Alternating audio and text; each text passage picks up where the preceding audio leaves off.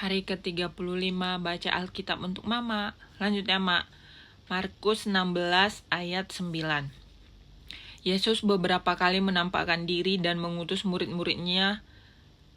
Yesus terangkat ke surga. Setelah Yesus bangkit pagi-pagi pada hari pertama minggu itu, ia mula-mula menampakkan dirinya kepada Maria Magdalena. Daripadanya Yesus pernah mengusir 7 setan.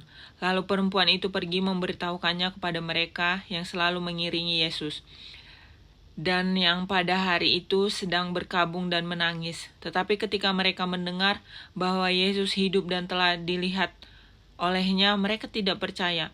Sesudah itu ia menampakkan diri dalam rupa yang lain kepada 2 orang dari mereka. Ketika keduanya dalam perjalanan ke kota, lalu kembalilah mereka dan memberitahukannya kepada teman-teman yang lain. Tetapi kepada mereka pun teman-teman itu tidak percaya. Akhirnya ia menampakkan diri kepada ke-11 orang itu ketika mereka sedang makan, dan ia mencela ketidakpercayaan dan kedegilan hati mereka. Oleh karena mereka tidak percaya kepada orang-orang yang telah melihat dia sesudah kebangkitannya.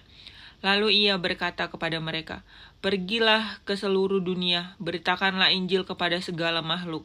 Siapa yang percaya dan dibaptis akan diselamatkan, tetapi siapa yang tidak percaya akan dihukum. Tanda-tanda ini akan menyertai orang-orang percaya. Mereka akan mengusir setan-setan demi namaku. Mereka akan berbicara dalam bahasa-bahasa yang baru bagi mereka. Mereka akan memegang ular, dan sekalipun mereka minum racun maut, mereka tidak akan mendapat celaka. Mereka akan meletakkan tangannya atas orang sakit, dan orang itu akan sembuh." Sesudah Tuhan Yesus berbicara demikian kepada mereka, terangkatlah ia ke surga, lalu duduk di sebelah kanan Allah. Mereka pun pergilah memberitakan Injil ke segala penjuru. Dan Tuhan turut bekerja dan meneguhkan firman itu dengan tanda-tanda yang menyertainya. Wah, Markus sudah selesai, Mak. Lanjut ke Lukas. Lukas 1, pendahuluan. Theophilus yang mulia, banyak orang telah berusaha menyusun suatu berita tentang peristiwa-peristiwa yang telah terjadi di antara kita, seperti yang disampaikan kepada kita oleh mereka yang dari semula adalah saksi mata dan pelayan firman. Karena itu, setelah aku menyelidiki segala peristiwa itu dengan seksama dari asal mulanya, aku mengambil keputusan untuk membukukannya dengan teratur bagimu, supaya engkau dapat mengetahui bahwa segala sesuatu yang diajarkan kepadamu sungguh benar. Pemberitahuan tentang kelahiran Yohanes Pembaptis. Pada zaman Herodes, Raja Yudea, adalah seorang imam yang bernama Zakaria dari rombongan Abia. Istrinya juga berasal dari keturunan Harun, namanya Elisabet. Keduanya adalah benar di hadapan Allah dan hidup menurut segala perintah dan ketetapan Tuhan dan tidak bercacat. Tetapi mereka tidak mempunyai anak, sebab Elisabet mandul dan keduanya telah lanjut umurnya. Pada suatu kali, waktu tiba giliran rombongannya, Zakaria melakukan tugas keimanan di hadapan Tuhan. Sebab ketika diundi, sebagaimana lazimnya untuk menentukan imam yang bertugas, dialah yang ditunjuk untuk masuk ke dalam bait suci dan membakar ukupan di situ. Sementara itu, seluruh umat berkumpul di luar dan sembahyang. Waktu itu adalah waktu pembakaran ukupan.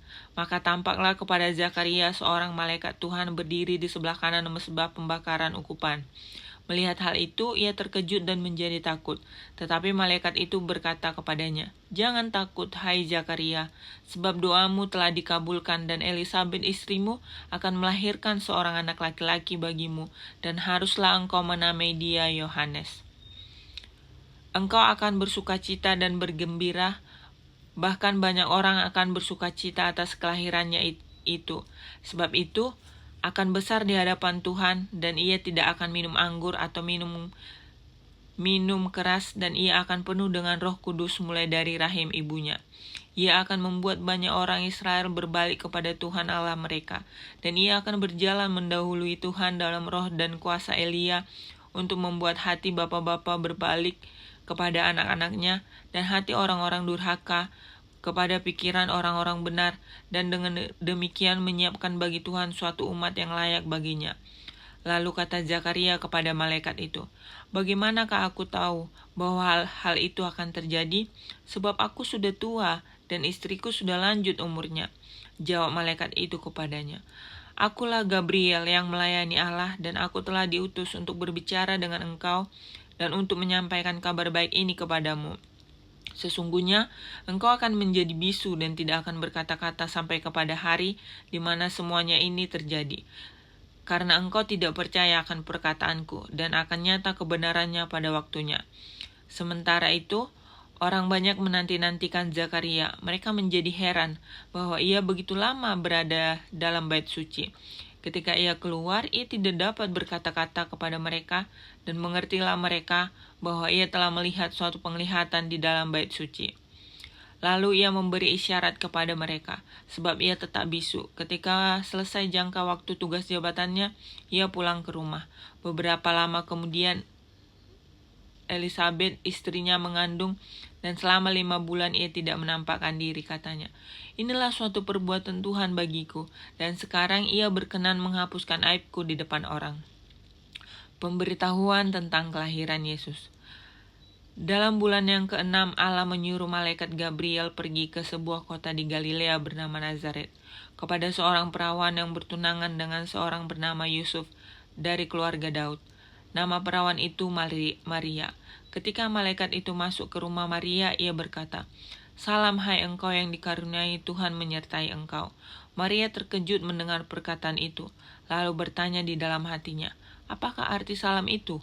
Kata malaikat itu kepadanya, Jangan takut, hai Maria, sebab engkau beroleh kasih karunia di hadapan Allah.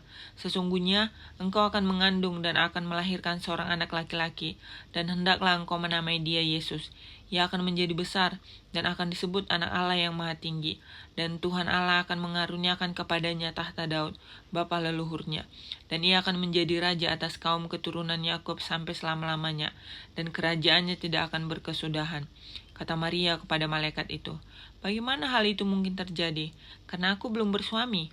Jawab malaikat itu kepadanya, Roh Kudus akan turun atasmu dan kuasa Allah yang maha tinggi akan menaungi engkau. Sebab itu anak yang akan kau lahirkan itu akan disebut kudus, anak Allah. Dan sesungguhnya Elisabet, sanakmu itu, ia pun sedang mengandung seorang anak laki-laki pada hari tuanya. Dan inilah bulan yang ke-6 bagi dia yang disebut mandul itu. Sebab bagi Allah tidak ada yang mustahil, kata Maria. Sesungguhnya aku ini adalah hamba Tuhan. Jadilah padaku menurut perkataanmu itu. Lalu malaikat itu meninggalkan dia. Maria dan Elisabet. Beberapa waktu kemudian berangkatlah Maria dan langsung berjalan ke pegunungan menuju sebuah kota di Yehuda. Di situ ia masuk ke rumah Zakaria dan memberi salam kepada Elisabet. Dan ketika Elisabet mendengar salam Maria, melonjaklah anak yang di dalam rahimnya, dan Elisabet pun penuh dengan Roh Kudus. Lalu berseru dengan suara nyaring, Diberkatilah engkau di antara semua perempuan, dan diberkatilah buah rahimmu. Siapakah aku ini sampai ibu Tuhanku datang mengunjungi aku? Sebab sesungguhnya ketika salammu sampai kepada telingaku, anak yang di dalam rahimku melonjak kegirangan, dan berbahagialah ia yang telah percaya, sebab apa yang dikatakan kepadanya dari Tuhan akan terlaksana. Nyanyian pujian Maria. Lalu kata Maria, Jiwaku memuliakan Tuhan dan hatiku bergembira karena Allah juru selamatku, sebab ia telah memperhatikan kerendahan hambanya. Sesungguhnya mulai dari sekarang segala keturunan akan menyebut aku berbahagia. Karena yang Maha Kuasa telah melakukan perbuatan besar kepadaku, namanya adalah kudus, dan rahmatnya turun-temurun atas orang yang takut akan dia. Ia memperlihatkan kuasanya dengan perbuatan tangannya dan mencerah-beraikan orang-orang yang mencongkak hatinya. Ia menurunkan orang-orang yang berkuasa dari tahtanya dan meninggikan orang-orang yang rendah. Ia melimpahkan segala yang baik kepada orang yang lapar dan menyuruh orang yang kaya pergi dengan tangan hampa.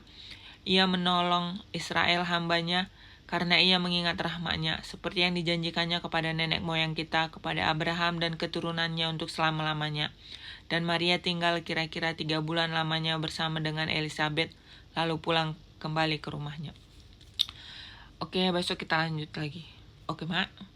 Tuhan Yesus, terima kasih buat firman-Mu hari ini. Biarlah firman-Mu berakar, bertumbuh, dan berbuah dalam hidup kami. We love you, Jesus. Amin. Besok lagi dilanjut Lukas 1.